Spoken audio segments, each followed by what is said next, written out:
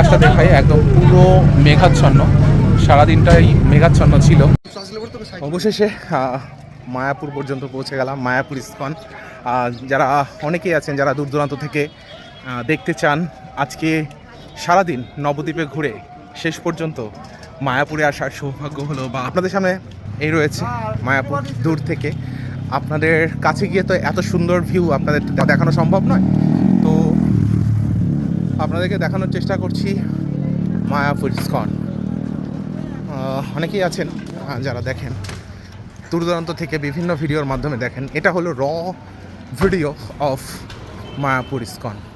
এখানে অনেকে অনেক রকমভাবে দেখতে থাকেন এবং যুগ যুগান্ত ধরে এইভাবে দাঁড়িয়ে আছে। দর্শনার্থী তথা যারা ভক্তবৃন্দ আছেন তারা প্রত্যেকটা সময় মায়াপুরে ভিজিট করেন। আমি প্রায় প্রতি বছরই একবার আমার আসা হয় এবং এসে আমি কিন্তু এখান থেকে দর্শন করে যাই। তো আপনারাও আসুন, দেখে যাবেন নবদ্বীপ তথা নদিয়ার বৃহত্তম তথা ইন্ডিয়ার বৃহত্তম ইস্কন। এবং আপনারা অনেকে জানেন মায়াপুরের বর্তমান যে ইস্কনটা আপনারা সামনে দেখতে পাচ্ছেন, সেই ইস্কনটা পৃথিবীর মধ্যে বৃহত্তম একটা ইস্কন। তো দেখতে পাচ্ছেন,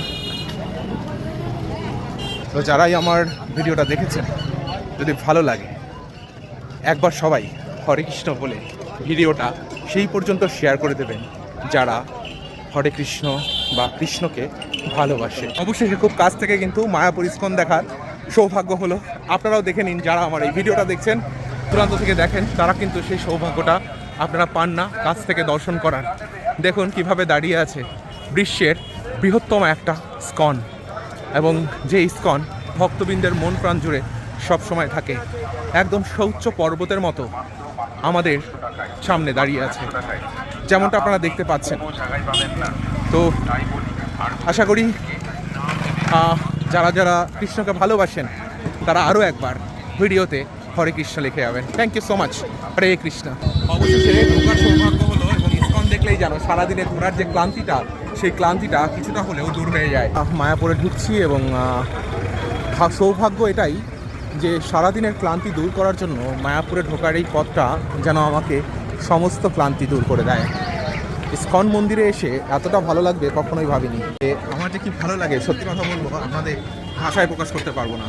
কিছু শব্দ বা কিছু কথা কখনো ভাষায় প্রকাশ করা যায় না, তেমনটা যেন ঠিক ইস্কন মন্দিরে এসে আমার ঠিক যেমনটা লাগে।